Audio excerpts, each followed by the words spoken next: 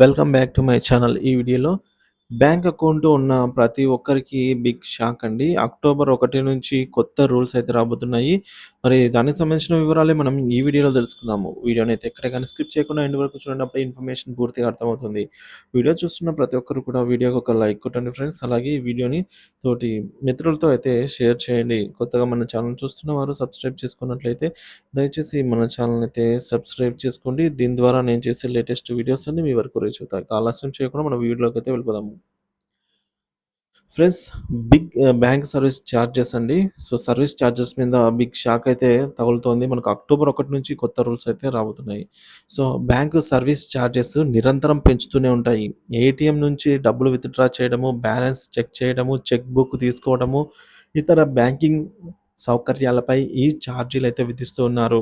వీటిలో చాలా వరకు చాలా తక్కువ ఛార్జీలే ఉన్నాయి. కానీ వాటిలో చాలా పెద్ద షాక్ ఇవ్వబోతున్నారండి ఇక మీదట.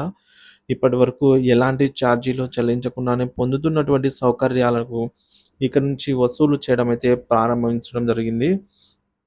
ఉదాహరణకు మనము ఏటీఎం పరిమితి ప్రకారంగా డబ్బును విత్‌డ్రా చేసుకుంటే దానిపై ఎటువంటి అదనపు ఛార్జెస్ అయితే ఉండవు. కానీ కొత్తగా వచ్చినటి ఈ మార్పు వల్ల ప్రతి విత్‌డ్రా పైన గూడా ఛార్జీ విధించే అవకాశం ఉన్నట్లు తెలుస్తుంది. అయితే ఈ రూల్స్ అక్టోబర్ నుంచి అయితే అమల్లోకి రానున్నాయన్నమాట. సో, ఇక మనకు లిమిట్ అనేది ఏం లేదు. ఎన్ని సార్లు తీసుకుంటే అన్ని సార్లు కూడా ఛార్జీ పడే అవకాశం ఉంది ఫ్రెండ్స్. ఇది బీ కేర్‌ఫుల్ అండి. సో, చెక్ బుక్ పైన రుసుము వసూలైతే చేస్తున్నారు. సో, ఏటీఎం కార్డ్ మీద ఏ ట్రాన్సాక్షన్ చేసినా గూడా ఆహ్, మొదటి ట్రాన్సాక్షన్ నుంచే డబ్బులైతే వసూలు చేయబోతున్నారు. చెక్ బుక్ మీద చాలా బ్యాంకులు ప్రతి సంవత్సరం పరిమిత సంఖ్యలోనే ఉచిత చెక్ బుక్‌లను అందించాయి. కానీ కొత్త నిబంధనల ప్రకారము తర్వాత మీ చెక్ బుక్‌ల కోసం ఎక్కువ చెల్లించాల్సి అయితే ఉంటుంది. ఇది కూడా చెక్ బౌన్స్ అయితే లేదా రద్దు చేస్తే దానిపై కూడా డబ్బులు చెల్లించాల్సి ఉంటుంది. సో, ప్రతి చోట బాదుడే బాదుడన్నట్టుంది. సో, ఏటీఎం నుంచి డబ్బులు విత్‌డ్రా చేయడంపై కూడా చార్జ్ చేస్తాయి. సో, ప్రతి నెల ఒక్కో బ్యాంకులో వేర్వేరు ఏటీఎం పరిమితులు ఇస్తూ ఉంటుంది. మనకు తెలిసిందే అండి. సో, అదర్ బ్యాంకులలో 2 సార్లు, 3 సార్లు తీయొచ్చు అని జెప్పేసి. సో, దీని కింద మీరు ఎలాంటి అదనపు ఛార్జీలు లేకుండా డబ్బులు అయితే విత్‌డ్రా చేసుకుంటారు. సో, మీ దగ్గర ఎస్‌బీఐ ఉంది. సో, కానీ మీరు ఐసీఐసీలో గూడా విత్‌డ్రా చేసుకోవచ్చు. మంత్లీ 3 టైమ్స్ అంతకు మించి చేస్తే చార్జెస్ పడతాయి.